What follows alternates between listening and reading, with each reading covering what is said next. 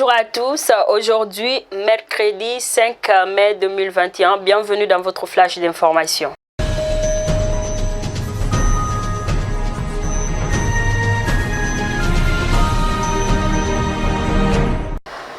Mali, enlèvement du journaliste français Olivier Dubois, confirmé dans une vidéo postée par les NJIM, le groupe de soutien à l'islam et aux musulmans en arabe.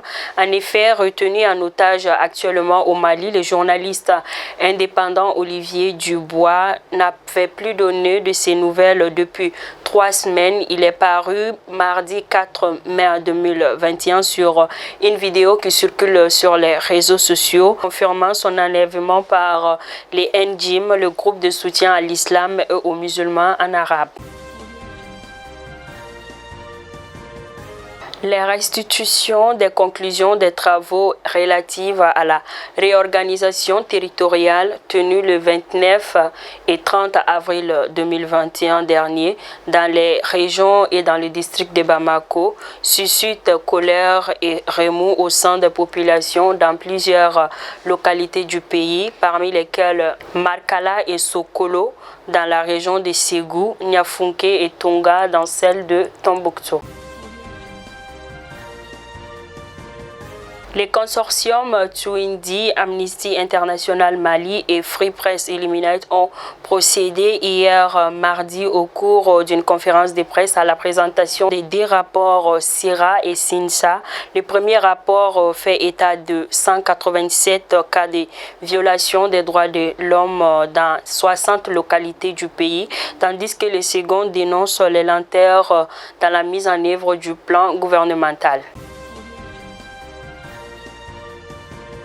En raison du non-respect des engagements pris par le gouvernement du Mali, les syndicats des surveillants de prison unis en synergie d'action ont déposé lundi dernier un préavis de grève de 240 heures, soit 10 jours. Cette grève commencera le lundi 21 mai 2021 pour prendre fin le 4 juin 2021.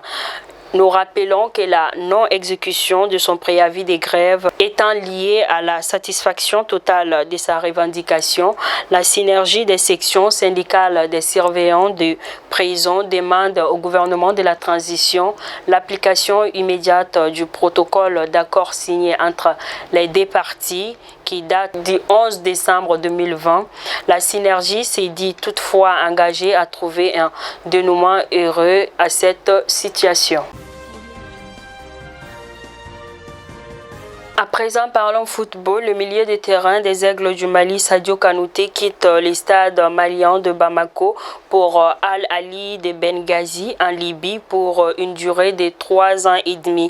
En effet, âgé de 24 ans, Sadio Kanouté a beaucoup brillé lors du championnat d'Afrique des Nations qui s'est déroulé du 16 janvier au 7 février au Cameroun. À l'issue de cette compétition, dont le Mali a perdu la finale devant le Maroc 0-2, Sadio Kanouté a été désigné à 2 reprises homme du match. Il s'agit des rencontres Mali-Congo en quart de finale et Mali-Guinée en demi-finale. Originaire de Tombouctou, nord du Mali, Halima Cissé avait été prise en charge à Bamako puis transférée le 30 mars 2021 au Maroc pour un meilleur suivi de cette grossesse qui sort de l'ordinaire selon le ministère de la Santé malien. Les spécialistes s'inquiétaient pour sa santé et pour les chances de survie des fœtus. Elle a accouché ce mardi par césarienne de 9 nouveau-nés au lieu des 7 annoncés par les résultats d'échographie faites au Mali comme au Maroc, a précisé le ministère dans un communiqué. Les 2 syndicats de la magistrature portent plainte contre Mohamed Youssouf Bathily Rasta, Maître Tapo et Maître Mohamed Ali Bathily pour outrage à magistrat. A précisé que les plaintes sont séparées, source judiciaire.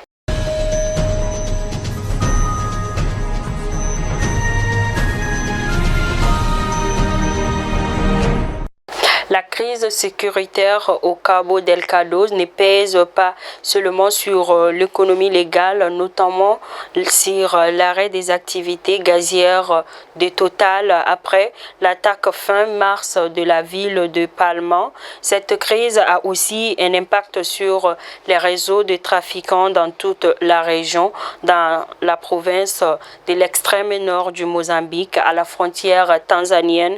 L'insurrection armée née en 2017 monte en puissance.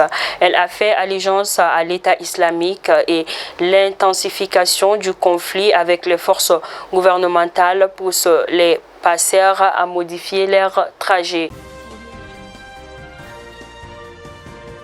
C'est tout pour votre flash d'information. Je vous donne rendez-vous pour un autre numéro. Merci de bien rester fidèle à Malick Konafoni. Merci.